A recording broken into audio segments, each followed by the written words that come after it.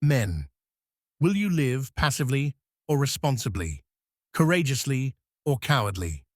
This blog post was originally published on November 24th, 2024. It is read by an AI narrator. Who men choose to become and how we shape the next generation of rising leaders shapes the type of world we contribute to building. America, and the church inside it, is facing an identity crisis as we wrestle over who we want to become as Christians and as a country, and what story we want to tell through the way of life we embody. We have two competing visions shaping men and leaders across our society. One of these visions perpetuates tragedy, while the other minimizes it. We'll start by exploring the latter. An honorable and admirable man.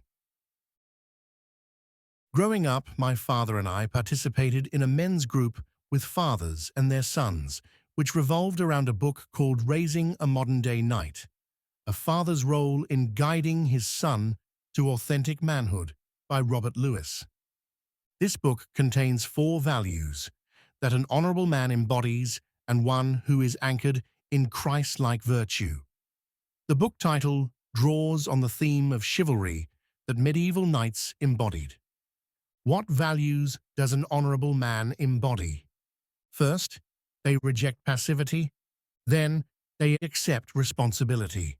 From that foundation, they lead courageously, and in that state, they expect God's greater reward. A leader who embodies these values is the type of person worth following, and it is the type of man we want to become, and the type of man we want our sons to become.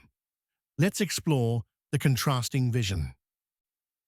An irresponsible and dishonorable man. The contrast between the two visions is a helpful way to understand them.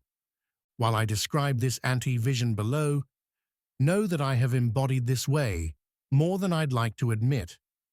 There are probably still parts of my life now where this anti-vision is more accurate of me than the vision, and God can certainly use irresponsible and dishonorable men for His purposes.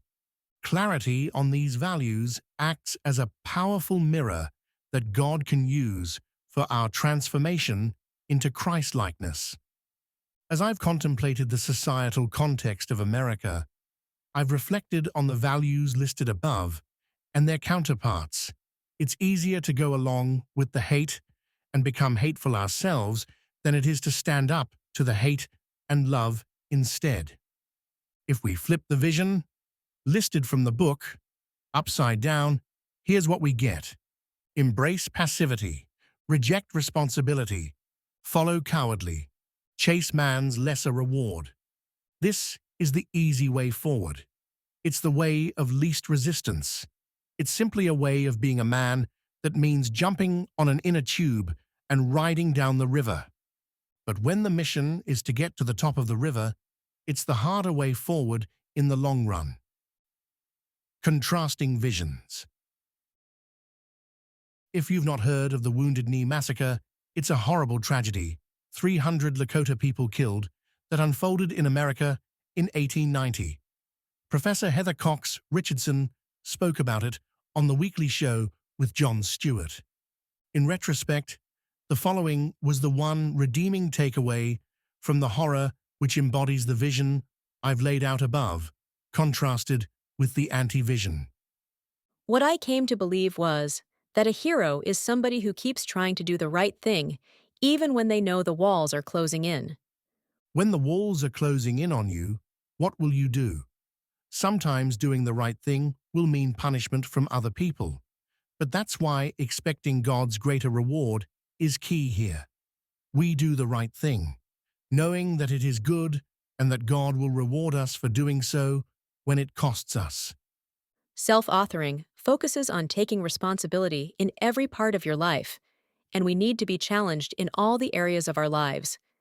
If the challenges don't come on their own, we can intentionally identify and lean into opportunities in those areas. Carl Kunert, The Map. We need not wait for a crisis.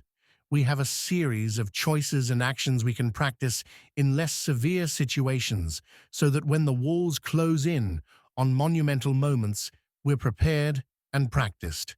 So, will you reject or embrace passivity? Will you accept or reject responsibility? Will you lead courageously or follow cowardly? Will you chase man's lesser reward or do the right thing and expect God's greater reward? Will you do the right thing when the walls are closing in?